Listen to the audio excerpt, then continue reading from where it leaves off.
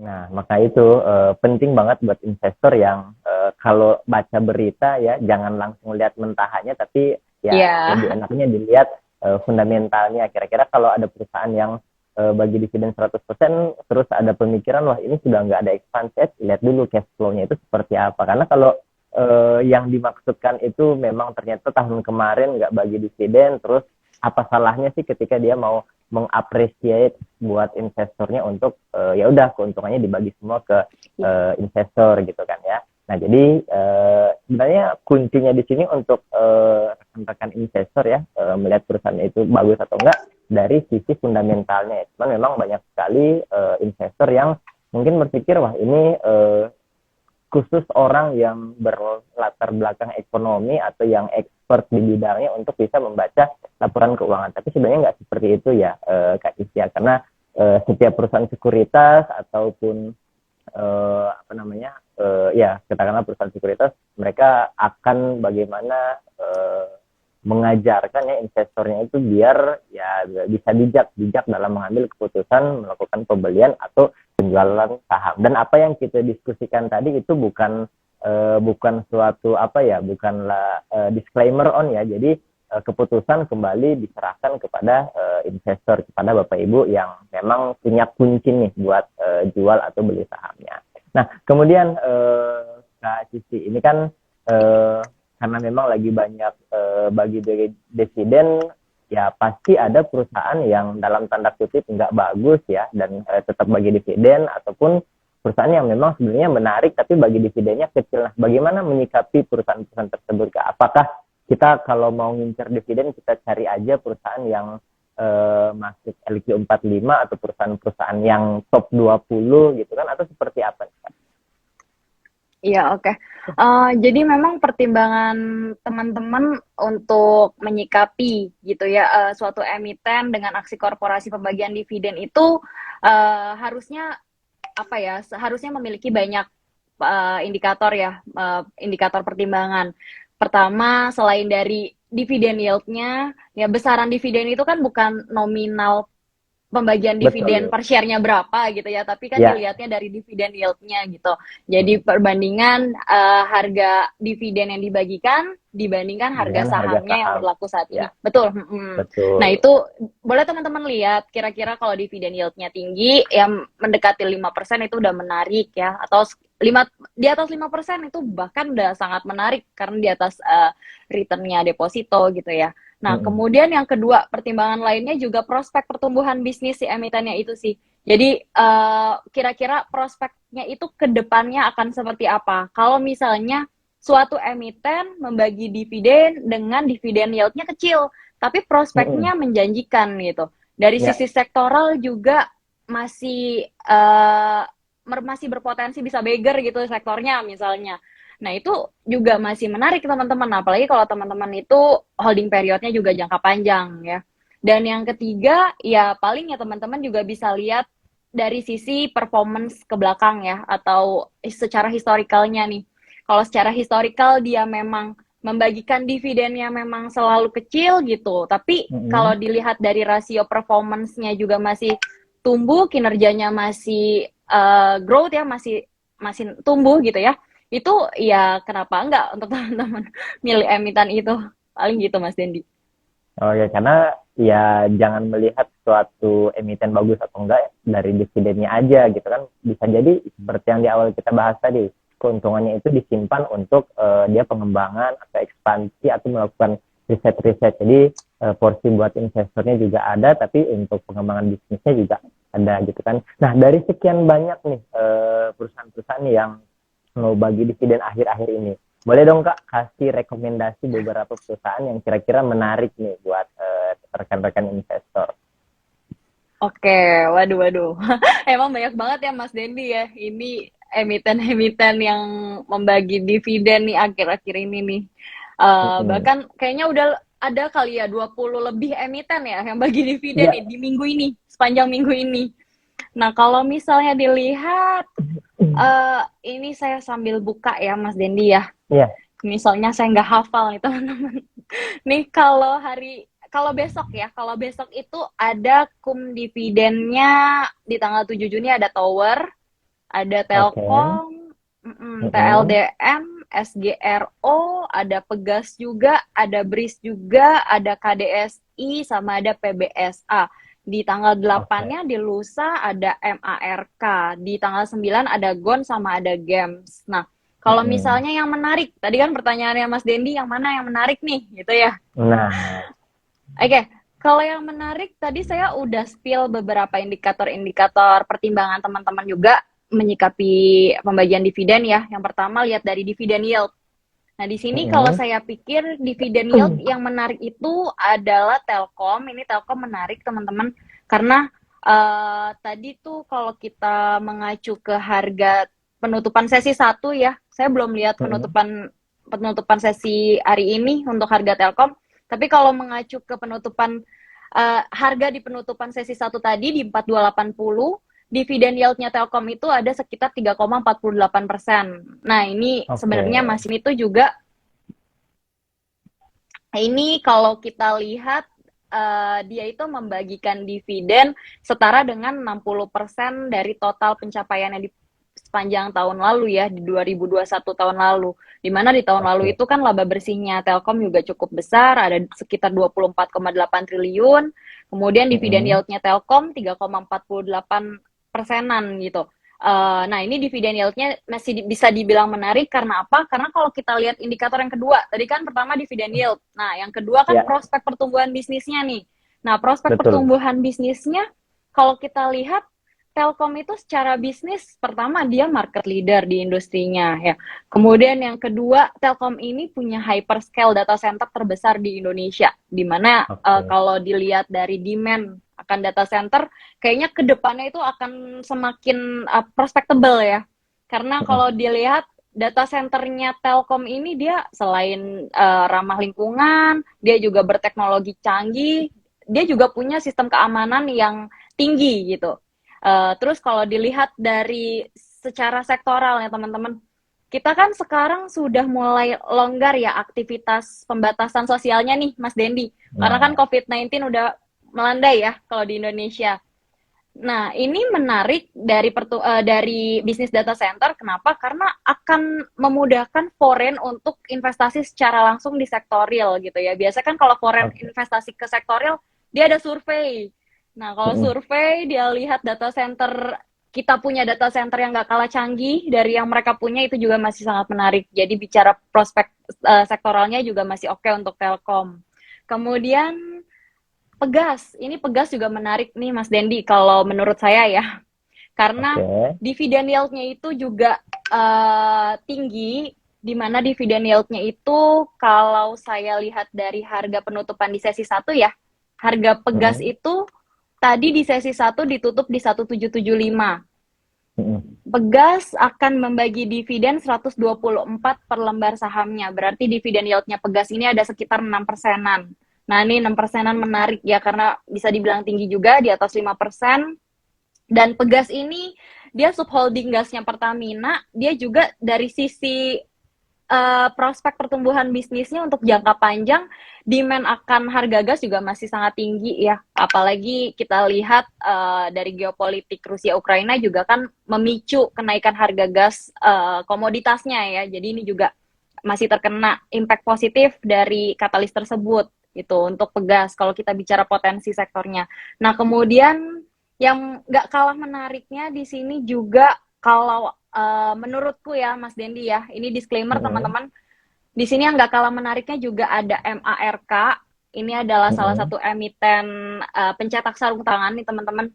Jadi Oke. MARK ini kalau dilihat harga di sesi satu tadi ada di 1180. Dia akan berencana membagikan dividen 50 per lembar saham. Jadi dividen yield-nya juga masih menarik ya.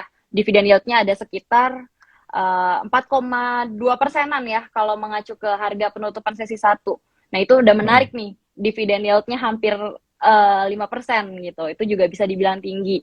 Kemudian kalau kita lihat dari sisi kinerja MARC menurut saya Mas Dendi.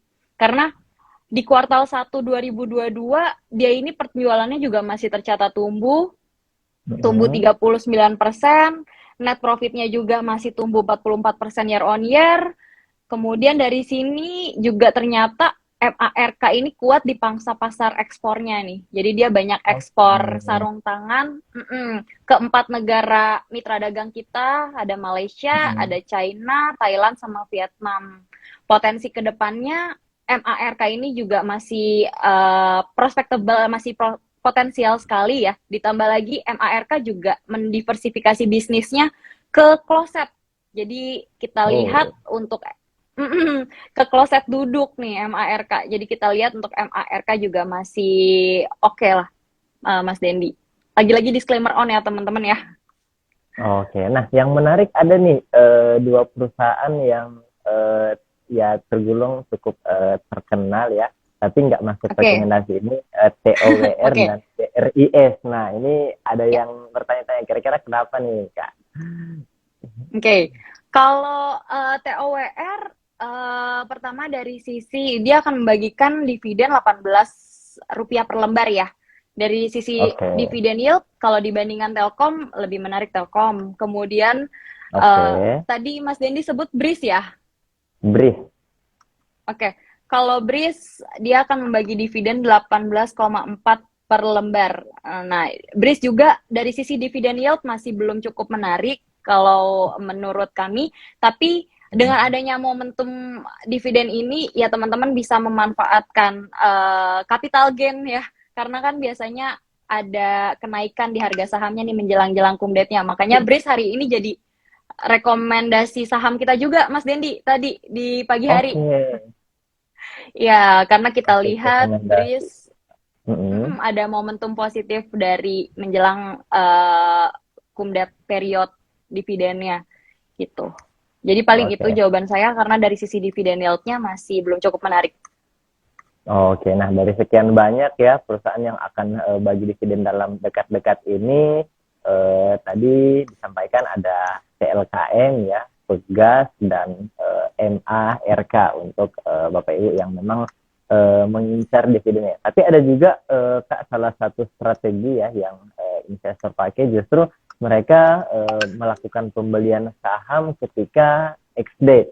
Nah, artinya kan saham-saham ketika Oke. tanggal exit itu malah turun, bahkan beberapa kasus ada yang sampai auto reject bawah gitu. Nah, justru di situ malah ditampung tuh. Nah, kalau seperti itu kira-kira gimana menurut Kak Cici? Membeli saham ketika ex-date ya. Mm-mm. Sebenarnya masih bisa dikatakan ya oke-oke aja kalau misalnya pertimbangan teman-teman itu memang hanya untuk uh, mengambil action ketika harganya lagi turun gitu ya. Sebenarnya masih oke-oke aja.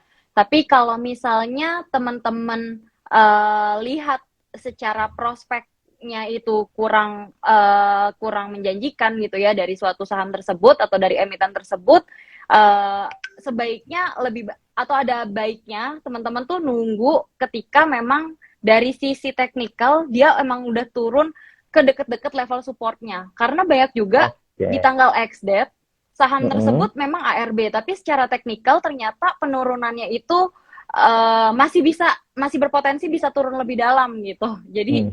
bisa dipertimbangkan dari sisi teknikalnya juga sih. Karena kalau kita bicara penurunan kan biasanya erat kaitannya sama momentum di teknikal ya Mas Dendi.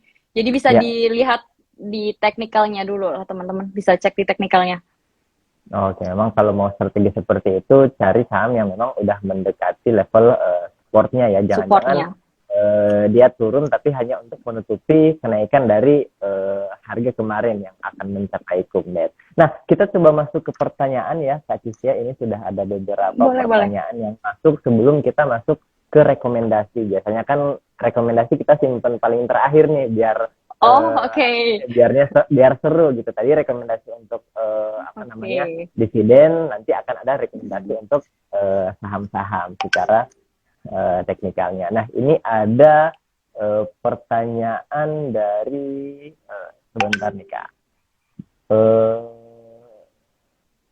nah, dari uh, akun atas nama Kak Ava NAIB. Nah, ini kayaknya lebih ke value investing ya. Apakah ROA besar apakah mempengaruhi pertumbuhan value perusahaan dengan cepat, return on asset besar nih Kak, return on assetnya besar, apakah akan mempengaruhi pertumbuhan value dari perusahaan dengan cepat? Oke, sebenarnya bicara rasio-rasio fundamental, apakah akan mempengaruhi nilai tambah perusahaan tersebut ya, atau value perusahaan itu dengan cepat?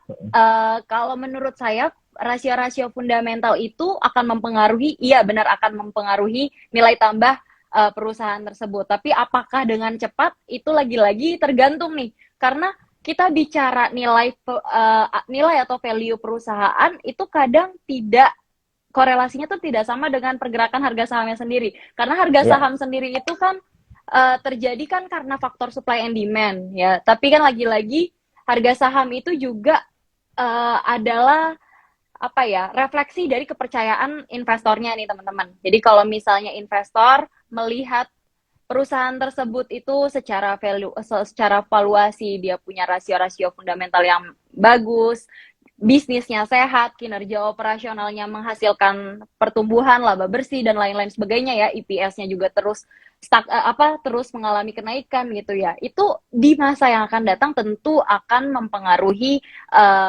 harga sahamnya bergerak naik gitu. Tapi lagi-lagi apakah mempengaruhi dengan cepat atau enggak?